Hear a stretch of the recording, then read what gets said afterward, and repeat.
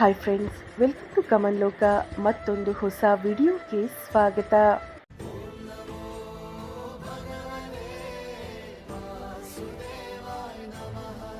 ಇನ್ನು ನಿಮ್ಮ ಜೀವನದಲ್ಲಿ ಎಲ್ಲವೂ ತಲೆಕೆಳಗಾಗಿದ್ರೆ, ಎಲ್ಲವೂ ನನಗೆ ವಿರುದ್ಧವಾಗಿದೆ, ಎಲ್ಲರೂ ನನ್ನಿಂದ ದೂರ ಆಗ್ತಿದ್ದಾರೆ ಎಂದು, ನನಗೆ ಮಾತ್ರ ಹೀಗೆ ಆಗುತ್ತಿದೆ ಎಂದು ನಿಮ್ಮ ಹೃದಯ ಪದೇ ಪದೇ ಹೇಳಿದರೆ, ಪ್ರತಿದಿನ ಏನಾದರೂ ಮುರಿತಾ ಇದ್ರೆ ಸ್ವಲ್ಪ ನಿಲ್ಲಿ. ಈ ಸತ್ಸಂಗವನ್ನು ಸಂಪೂರ್ಣವಾಗಿ ಕೇಳಿ. ಒಂದು ಆಳವಾದ ಸತ್ಯವನ್ನು ಅರ್ಥ ಮಾಡಿಕೊಳ್ಳಿ. ಏನಾಗುತ್ತದೆಯೋ ಅದು ಒಳ್ಳೆಯದಕ್ಕೆ ಆಗುತ್ತದೆ. ಇದು ಸಮಾಧಾನ ನೀಡುವ ಸಾಲಲ್ಲ, ಇದು ಜೀವನದ ನಿಯಮ. ನಾಳೆ ಏನಾಗಲಿದೆ ಎಂದು ನಿಮಗೆ ನಿಜವಾಗಿಯೂ ತಿಳಿದಿದೆಯೇ ಎಂದು ಯೋಚಿಸಿ. ಇಲ್ಲ, ಮತ್ತು ನೀವು ನೋಡಲಾಗದ ಭವಿಷ್ಯವನ್ನು ದೇವರು ನೋಡ್ತಿದ್ದಾನೆ.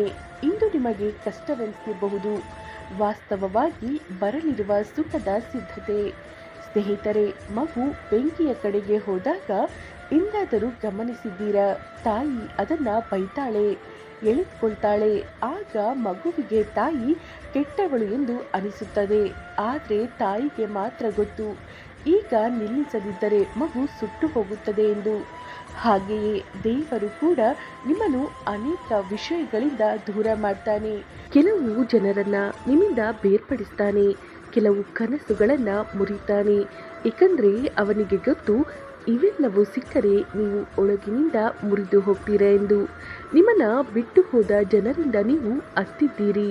ಅವರು ನಿಜವಾಗಿಯೂ ನಿಮಗೆ ಶಾಂತಿಯನ್ನು ನೀಡ್ತಿದ್ರೆ ಅಥವಾ ಕೇವಲ ಅಭ್ಯಾಸವಾಗಿದ್ರೆ ಎಂದು ಎಂದಾದರೂ ಯೋಚಿಸಿದ್ದೀರಾ?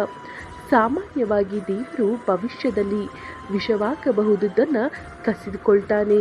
ಒಬ್ಬ ರಾಜ ಮತ್ತು ಅವನ ಮಂತ್ರಿಯ ಕಥೆಯನ್ನು ನೀವು ಕೇಳಿರಬಹುದು. ಅಲ್ಲಿ ಬೆರಳು ಕತ್ತರಿಸಿದ ಕಾರಣ ರಾಜನ ಪ್ರಾಣ ಉಳಿಯಿತು. ಆ ದಿನ ಬೆರಳು ಕತ್ತರಿಸಿದ್ದು ಶಾಪವೆಂದು ಅನಿಸಿತು, ಆದರೆ ಅದೇ ವರದಾನವಾಯಿತು. ಜೀವನದಲ್ಲಿ ಹೆಚ್ಚಿನ ವಿಷಯಗಳು ಮೊದಲು ಶಾಪವೆಂದು ಅನ್ನಿಸ್ತಾವೆ, ನಂತರ ವರದಾನವಾಗ್ತವೆ. ಆದರೆ ನಾವು ಮಧ್ಯದಲ್ಲಿ ಸೋಲನ್ನು ಒಪ್ಕೊಳ್ತೇವೆ. ಏಕೆಂದರೆ ನಾವು ತಕ್ಷಣದ ಫಲಿತಾಂಶಗಳನ್ನು ಬಯಸ್ತೇವೆ. ಬೀಜವು ಭೂಮಿಗೆ ಹೋದಾಗ ಕತ್ತಲೆಯಲ್ಲೇ ಇರುತ್ತದೆ. ಬೀಜವು ಮಾತನಾಡಲು ಸಾಧ್ಯವಾಗಿದ್ದರೆ ಅದು ಹೇಳ್ತಾ ಇತ್ತು, ನಾನು ಸಾಯ್ತಾ ಇದ್ದೇನೆ ಎಂದು.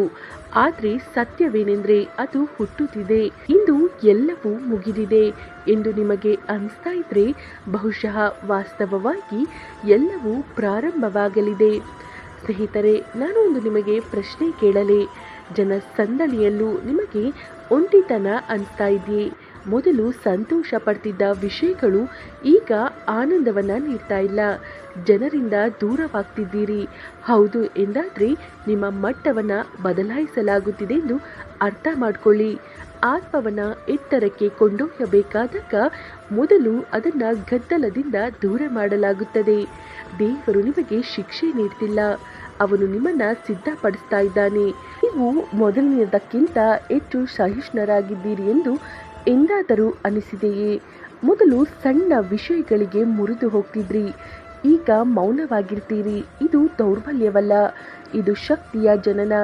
ಸಹಿಸಿಕೊಳ್ಳಲು ಕಲಿಯುವವನು ಮುಂದೆ ನಿಭಾಯಿಸಲು ಕಲಿತಾನೆ.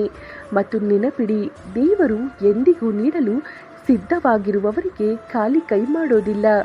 ಮೊದಲು ಅವನು ಕೈಗಳನ್ನು ಖಾಲಿ ಮಾಡ್ತಾನೆ, ನಂತರ ಅವುಗಳನ್ನು ತುಂಬುತ್ತಾನೆ.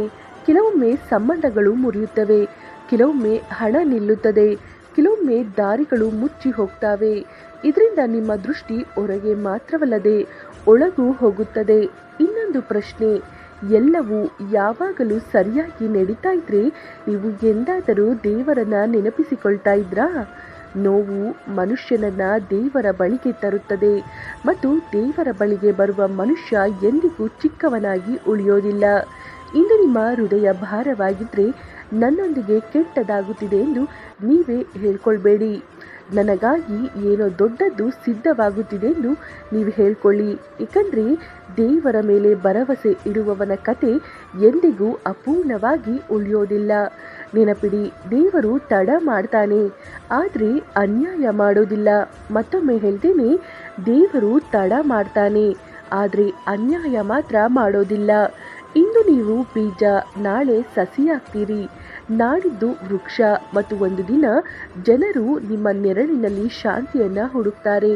ಒಂದು ಕೆಲಸ ಮಾಡಿ, ಏನಾದರೂ ಕೆಟ್ಟದ್ದಾಗುತ್ತಿದೆ ಎಂದು ಕಂಡಾಗ ಮನಸ್ಸಿನಲ್ಲಿಯೇ ಹೇಳಿ, ಏ ಪ್ರಭು, ಇದರಲ್ಲಿ ನನ್ನ ಒಳ್ಳೆಯದು ಏನು ಎಂದು ನನಗೆ ತಿಳಿದಿಲ್ಲ, ಆದರೆ ನಿಮ್ಮ ಮೇಲೆ ನನಗೆ ಸಂಪೂರ್ಣ ಭರವಸೆ ಇದೆ ಮತ್ತು ಈ ಭರವಸೆಯೇ ನಿಮ್ಮ ದೊಡ್ಡ ರಕ್ಷಾ ಕವಚ.